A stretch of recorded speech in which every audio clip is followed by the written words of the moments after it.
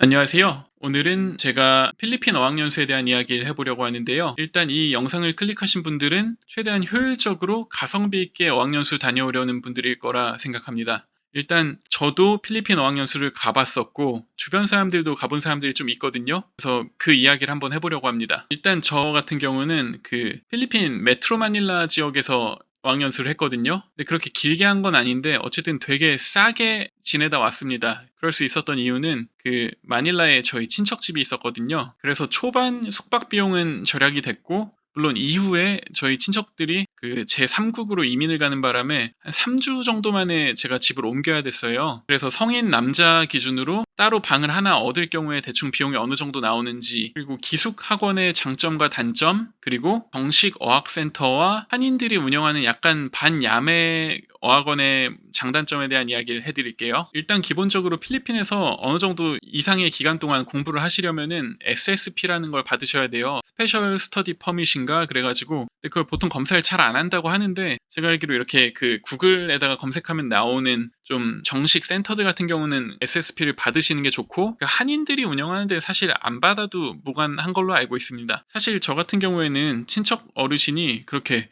진지하게 생각을 안 하신 것 같아요. 이런 정식 센터에 넣어주신 것도 아니고, 그리고 제가 알기로 이런 정식 어학원들은 그 입학 시험이 좀 있는 걸로 알고 있어요. 근데 저는 별로 준비가 안 된 상태에서 갔기 때문에 그냥 그 빌리지 안에 있는 한국 사람이 운영하는 어학원을 다녔습니다.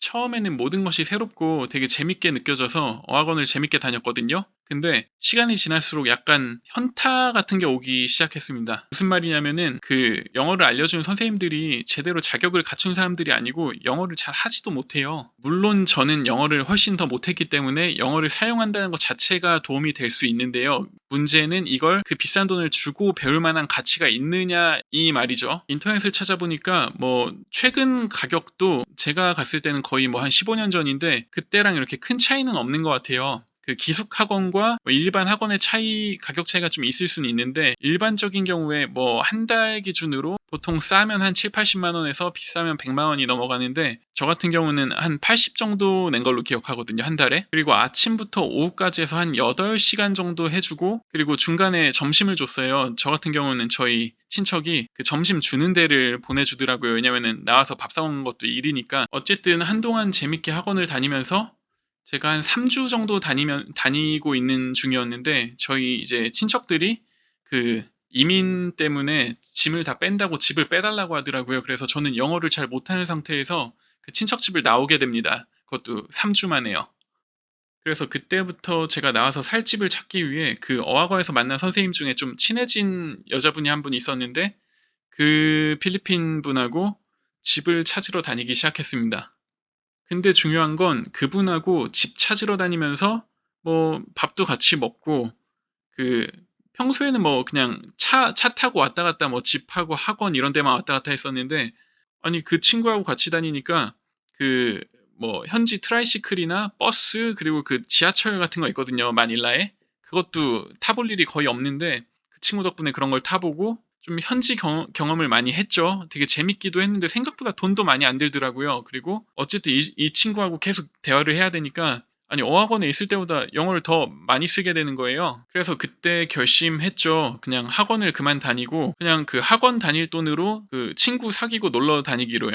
그러던 중에 그 한인교회에서 친해진 형이 그 자기 사촌 누나네 집에 방 하나 빈다고 해가지고 거길 한번 가봤죠. 그래서 이제 그 집을 그때 당시로 75만 원 정도에 들어가게 됩니다. 독방이고요. 에어컨도 나오고 밥은 그냥 뭐 아침부터 저녁까지 먹고 싶은 만큼 먹고, 그 빨래도 해주고요. 청소랑. 왜냐면 집에 그 가정부가 여러 명 있는 집이었으니까요. 저 같은 경우는 운이 되게 좋았던 게 집도 쉽게 구했고, 그 집주인 누님이 진짜 좋은 분이셨던 게 그 망고 같은 것도 많이 제공해 주셨고, 제가 그때 운동한다고 사실 그렇게까지 안 해주셔도 되는데 뭐 계란 같은 것도 그 가정부한테 얘기하면은 여러 개씩 삶아서 그 제공해 주셨고, 그리고 어디 이렇게 외식하러 갔다 오시면은 제가 시간이 안 돼갖고 못 가면은 뭐 좀 비싼 요리 같은 것도 따로 포장해서 갖다 주시고 진짜 좋았습니다. 뭐 그거는 어학연수랑 관련된 얘기는 아닌데요. 어쨌든 그때 당시 기준으로 그 성인 남자 혼자 이렇게 방을 하나 쓰는 정도면은 그 월에 한 75만 원 정도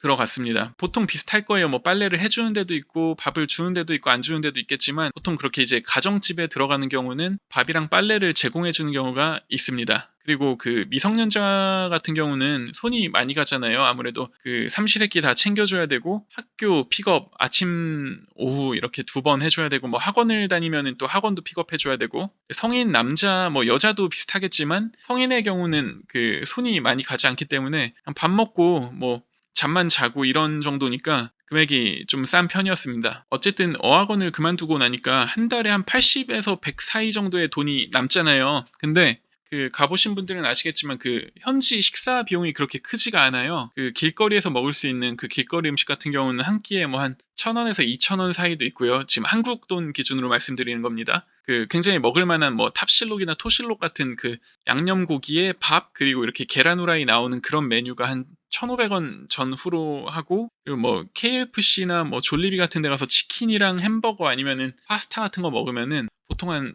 3, 4천 원? 그리고 커피도 뭐 요즘은 이제 한국도 커피가 싸져가지고 큰 차이가 나는지 모르겠는데 뭐 그냥 한 1, 2천 원 선대에서 먹을 수 있는 커피가 많이 있고요.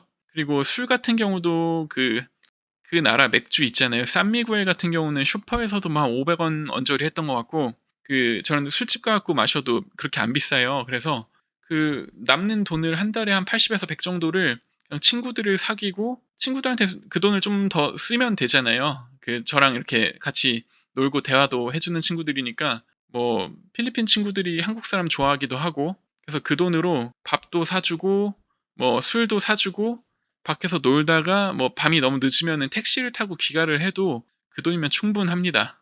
근데 여기서 이제 의문이 드시는 분들이 있으실 거예요. 내가 그 영어를 한마디도 못하는데 어학원 말고 그렇게 친구들을 길에서 사귈 수 있냐? 근데 여기에 대한 답변은 일단 말 한마디도 못하시는 분들은 사실 어학원을 가시면 안 되거든요. 그러니까 한국에서 애초에 단어 많이 외우시고 그 문법 공부는 어느 정도는 해결을 하시고 최소한의 입은 트인 상태에서 가셔야 그 어학원을 다니셔도 최대한의 효과를 보실 수 있어요. 물론 저도 그게 안 되는 상태에서 그냥 무대뽀로 간 거기 때문에 이런 얘기를 해도 되는지 모르겠는데 어쨌든 제가 시행착오한 부분들이 있기 때문에 말씀을 드리는 거고요. 그리고 모두가 저처럼 영어가 안 되는데 그냥 그 무대뽀로 부딪힐 수 있을지 그리고 결국에 좋은 결과로 이어질 수 있는지에 대한 부분을 제가 장담 드릴 수 없기 때문에 기왕이면 입은 트이고 난 다음에 해외를 나가시는 걸 추천합니다. 요즘은 한국에도 외국인들이 많고 이 학원도 좋은 데가 되게 많잖아요. 온라인으로 공부할 수 있는 데도 많고 그래서 굳이 처음부터 해외 나가고 돈을 쓸 필요는 없다고 생각을 합니다. 근데 대부분의 분들이 그냥 나는 다를 거야 혹은 약간 합리화로 내가 해외 생활을 그냥 빨리 시작하고 싶으니까 솔직히 한국에서 영어 공부하는 건 귀찮고 왠지 해외 나가면 어떻게든 될 것 같은 느낌. 그래서 급하게 나가시는 분들이 많은데요. 어쨌든 한번 겪어보시면 압니다. 그리고 필리핀 생활에 좀 어려운 점이라고 하면은 여러 가지가 있겠지만 일단 저 같은 경우 위생적인 부분이 좀 컸어요. 제가 피 검사를 해보니까 그 먼지 알러지 수치가 되게 높게 나오거든요. 근데 처음에 어학원 다닐 때 그 바닥이 다 카펫이었는데 통으로 청소를 잘 안 한 것 같아요. 그래서 재채기를 너무 심하게 하니까 정신이 없더라고요. 그때 이제 선생님 중에 한 명이 클라리틴인가 클라라틴인가 그 항히스타민제 추천해줘가지고 먹었는데 그걸 먹으니까 재채기는 멈췄는데 엄청 졸립더라고요. 그 부작용이 졸음이래요, 졸음. 그러니까 처음에는 재채기 하느라 막 그 알러지 때문에 정신이 없어서 공부를 못하고 나중에는 졸려서 공부를 못하는 부작용이 생긴 거죠. 근데 그 문제는 뭐 이제 그 어학원을 그만두고 나니까 어느 정도 해결이 됐고 그리고 필리핀 자체가 공기는 괜찮은 편인 것 같은데 마닐라는 이 차가 많으니까 그리고 이 배기가스가 좀 한국하고 달라요. 얘네들이 신나를 태우는 건지 이 배기가스가 옛날 한 8, 90년대 느낌의 그 파란 연기 나오는 그거 있잖아요. 공기가 굉장히 안 좋습니다. 그리고 위생적인 부분은 시간이 지나면 어느 정도 적응은 하실 텐데 일단 바퀴벌레가 엄청 크고요. 그리고 뭐 짧게 갔다 오시는 분들은 해당 사항이 없으실 수도 있는데 좀 길게 있다 보면은 그 물갈이 100% 합니다. 이게 진짜 힘든 게 똥꼬로 오줌을 누게 될 거예요. 그리고 지금 지도를 보시면은 보이는 이 좀 어느 정도 정식 센터들은 가격도 나가고 SSP도 끊어야 되고 좀 그렇게까지 장점이 있는지 잘 모르겠어요. 왜냐면은 그 호주나 미국 같은 데 가도 가격 차이가 생각보다 그렇게 많이 안 나거든요. 그리고 그 호주나 미국이나 이런 국가들의 장점은 선진국 가보시면은 그 심심한 아줌마 아저씨 뭐 할머니 할아버지들이 진짜 많아요. 그 말 걸면 되게 좋아하거든요. 그리고 본인들이 먼저 말을 걸기도 하고 그렇기 때문에 그 필리핀에서 제가 말씀드린 것처럼 굳이 막 밥 사주고 술 사주지 않아도 오히려 그분들이 사줄 수도 있어요. 그리고 그 대화를 하면은 그분들은 좀 괜찮은 언어, 영어를 구사하시는 분들이잖아요. 그래서 사람 바꿔가면서 매일같이 새로운 사람들하고 다양한 대화를 즐기실 수가 있습니다. 그래서 이 마닐라 도심지에 있는 이런 비싼 어학원을 굳이 다니셔야 되는지 모르겠고, 또 제가 다녀본 건 아니지만 이제 주변에 보면은 그 저기 위쪽에 보면은 바기오라고 그 숲속에 있는 그런 동네가 있어요. 나무 울창하고 좀 상대적으로 시원하대요, 마닐라보다. 그리고 거기에 장점은 그 스파르타식으로 아예 숙소에서 살고 주말에만 뭐 외출이 가능하고 뭐 이런 식인데 본인들은 괜찮다는데 영어를 하는 거 보면은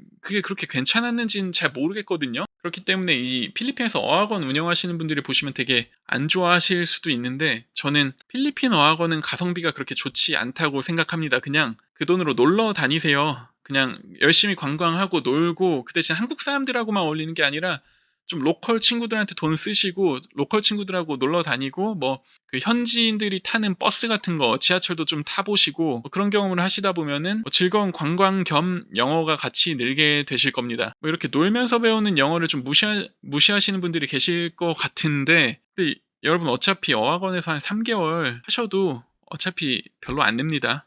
이 영상이 혹시라도 잘 되면은 나중에 후속편을 찍을 생각인데 그 영어가 진짜 빨리 느는 친구들 보면은 대부분이 똑같아요. 그 예전에 호주에서 알던 동생인데 걔도 대학원 들어가기 전에 이제 어학원을 잠깐 먼저 다녔는데 어학원 다녔을 때보다 그 어학원에서 만난 친구들 뭐 사우디 애들 이런 애들하고 놀러 다니면서 영어를 더 많이 썼대요. 제가 생각하기에 그 아카데믹 말고 그냥 영어 회화, 생활 영어는 그 문과 쪽보다는 예체능 쪽 그 재능에 가깝다고 보거든요. 최대한 많이 써봐야 느는 거기 때문에 결국에는 나에게 얼마나 많이 말할 수 있는 기회를 제공하느냐가 관건인 것 같습니다. 근데 저런 그 단체로 공부하는 어학원 같은 경우에는 제가 말할 수 있는 기회가 그렇게 많지 않아요. 저한테 그렇게 큰 관심을 주지도 않고요. 그렇기 때문에 저는 어쨌든 결론을 내리자면은 어차피 답정너로 제가 이렇게 말씀을 드려도 가실 분들은 가실 것이고 어학원 다니실 분들은 다니실 텐데 저는 그렇게 추천하고 싶진 않고 그리고 그 어학원에서 어느 정도 좋은 결과를 봤던 친구들도 하는 얘기가 공통적인 게 어학원은 맥스 3개월입니다. 그 이상은 별 의미가 없는 것 같아요. 진짜 아까 제가 말씀 계속 드린 것처럼 그 이상 하실 거면은 그냥 그 돈을 밖에서 쓰시는 게 훨씬 낫습니다. 예, 시청해주셔서 감사합니다.